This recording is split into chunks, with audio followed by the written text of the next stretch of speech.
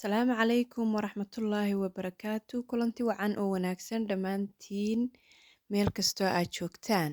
Kusoo dhowaada Barbaarsama Channel oo aanu had iyo jeer idinka soo baahinno barnaamijyada iyo mowduucyada ku saabsan barbaarinta iyo tarbiyadda wanaagsan ee carruurta. Subscribe taabo si aad uga mid noqoto asxaabta nagu xidhan. Like garee haddii uu ku cajabiyo mowduucan aan ka hadlayno. Siina sheer garee si uu u gaadho waalidiinta Soomaaliyeed meel kastoo ay joogaan. Mahadsanid. Isbeddelka carruurta iyo koritaankoodu waxa uu ka bilaabmaa marka ay dhashaan, kaasi oo ka kooban ama u kala baxaa dhinacyo badan oo kala duwan. Haddaba, si waalid ahaan aad ula socoto in uu ilmahaagu u korayo sidii saxda ahayd ama si caafimaad qabta, waxaa loo baahan yahay in aad ka eegto dhinacyo badan marka uu ilmuhu dhasho iyo wixii ka dambeeya. Haddaba, mowduucan waxa aynu ku soo qaadanaynaa ilmuhu marka uu gaadho sannad jir iyo siyaabaha uu isbeddel u sameeyo marka uu u korayo si caafimaad qabta. Inaga oo eegi doona ama diiradda saari doona dhinacyada ay ka mid yihiin maqalka, aragga, garaadka ama garashada, isbeddelka koritaanka shakhsi ahaaneed iyo xidhiidhka bulshada uu ku soo biiray.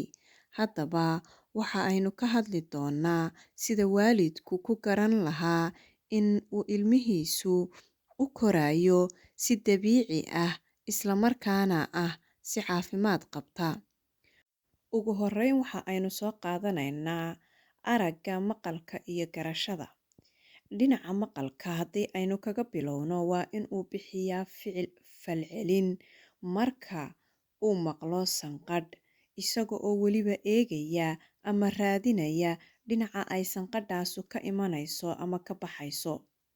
Waa inuu yahay mid joojiya in uu wax walba afka geliyo sida markii uu sanadka ka yaraa, isla markaana uu wakhtigan u beddelo indhaha oo uu intuu ku soo dhoweeyo xoog ugu eego.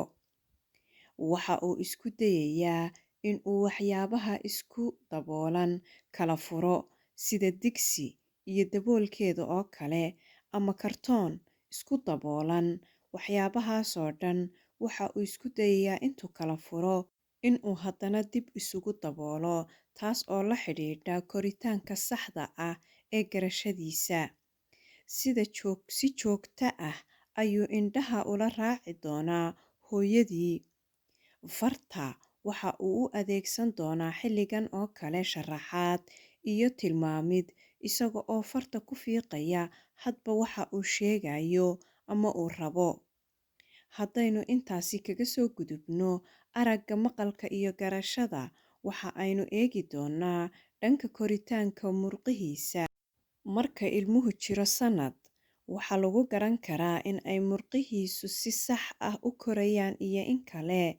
Waxaa ka mid ah isaga oo sameeya isku daygiisa koowaad ee ah in uu qalin warqad ku xariiqo gacanta oo uu gacanta kale ku qabto sidaana ugu jiido, isaga oo si iska soo horjeeda labada gacmood isugu qabanaya.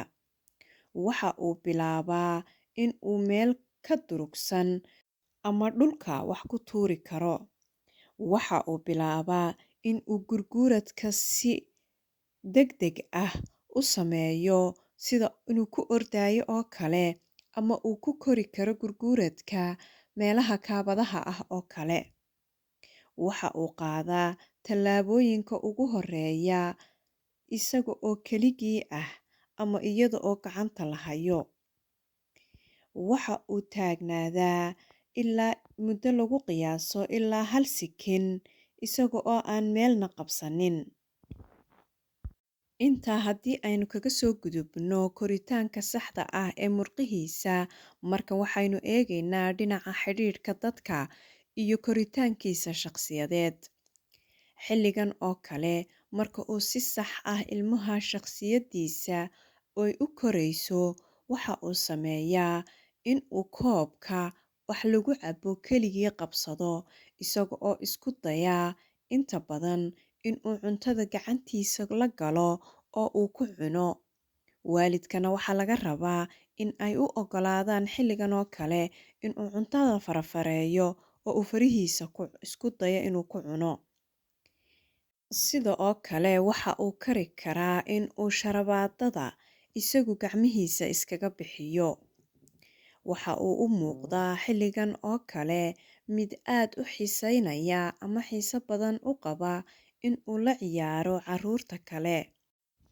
Ciyaaraha uu xiiseeyo xilligan oo kale waxaa ka mid ah iyada oo inta wejiga gacanta lagu qabto oo lagaga qariyo haddana laga qaado oo kale. Sida oo kale waxa uu xiiseeyaa in uu waxa laga qariyo ee marka uu arkayo in meel lagaga qarinayo uu soo helo.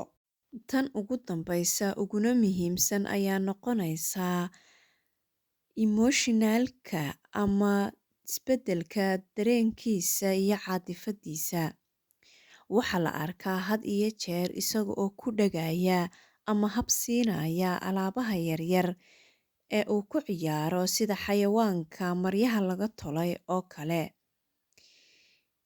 Isaga oo bilaaba in uu muraayadda hor istaago ama hor fadhiisto isla markaana aad u xiiseeya in uu sawirkiisa muraayadda ka dhex arkayo daawado. Mararka qaarna uuba la ciyaaro.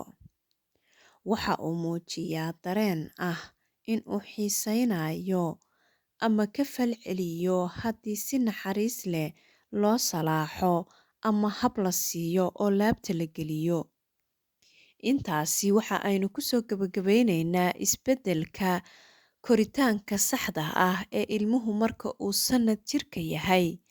Tan iyo kulanti dambe waxaan idinkaga tegayaa. Assalaamu calaykum.